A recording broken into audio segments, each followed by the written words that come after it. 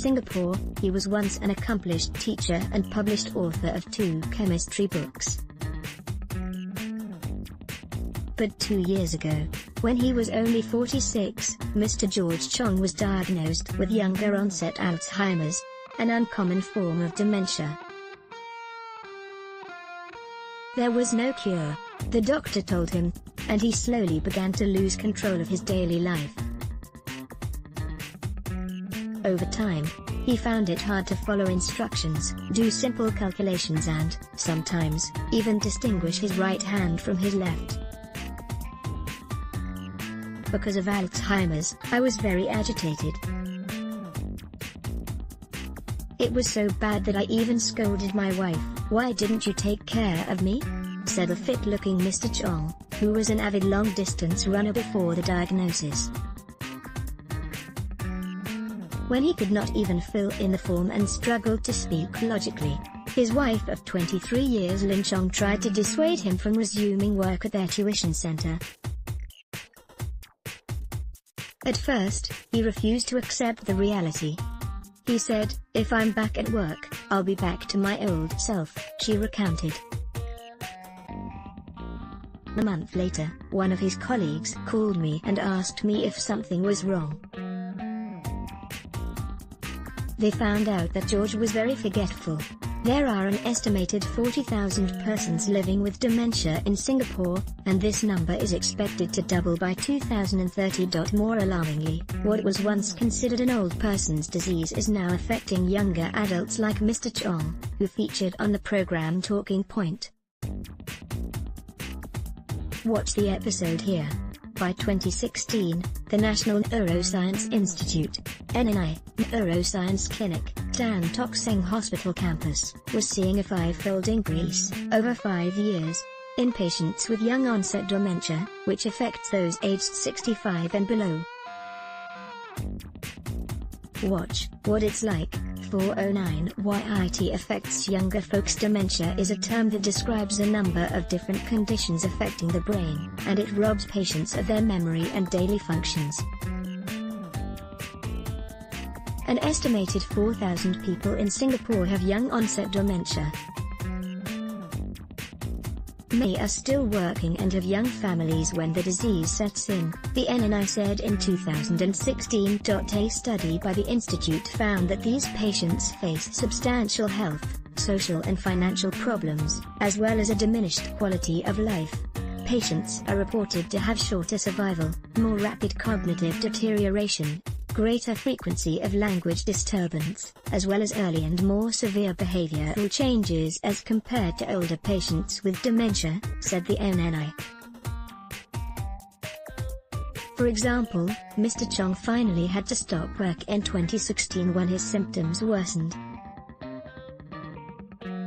Talking Point host Stephen Chia, who is 2 years younger, observed moments when Mr. Chong would forget bits of information he had just shared with him or would have difficulty finding the right words to express himself.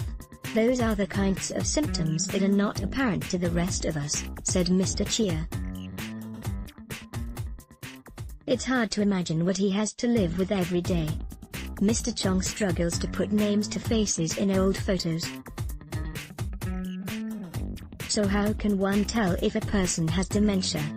The bottom line is that patients usually must undergo a magnetic resonance imaging for confirmation. What is clear is that the 2 leading causes of young onset dementia are Alzheimer's disease and vascular dementia. The latter develops when many strokes occur in the brain.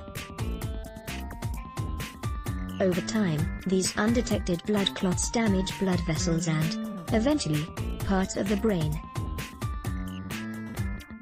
The more common cause, however, is Alzheimer's, a neurodegenerative disease that causes brain cell death. And when young onset dementia results, especially as early as the age of 50, it is partly a genetic inheritance, noted Associate Professor Philip Yap, the director of Kuk Tek Pat Hospital's Geriatric Center. Having a family member with young onset dementia would definitely increase the risk to the children, he said. He added that the rising number of younger patients being diagnosed is also partly caused by the upward trend in lifestyle diseases, such as diabetes and high blood pressure, with more people suffering a stroke at a younger age. An avid athlete in past years, with his children.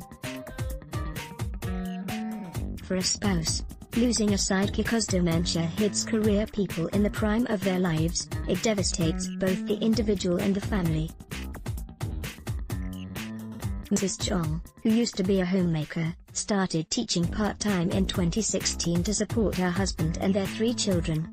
"I hadn't worked for 20+ years, the priority has always been family. George was always the one working," she said. "I feel as if I'm doing everything myself now. It used to be that I had a sidekick, but now no longer."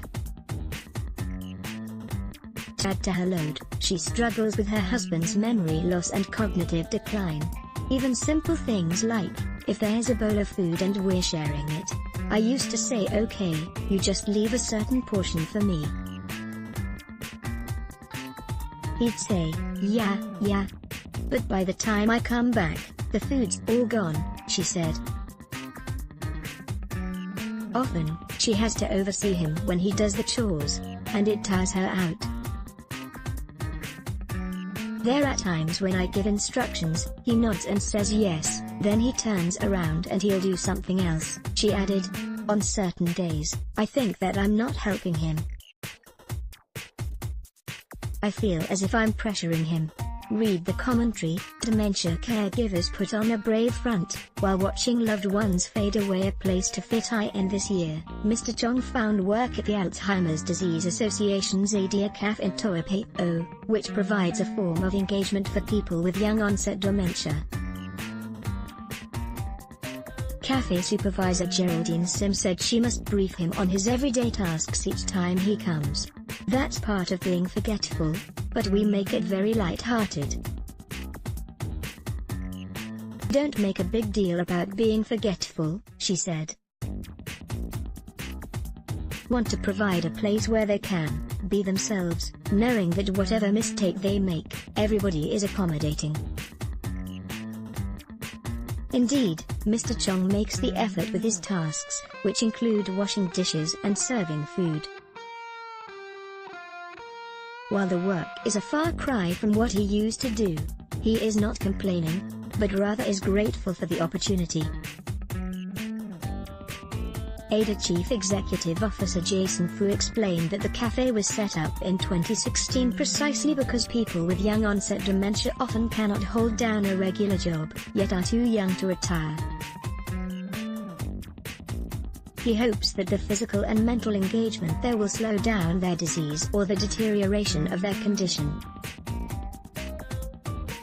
Another consideration is that other patients at dementia daycare centers or senior care centers are typically about 70 to 75 years old.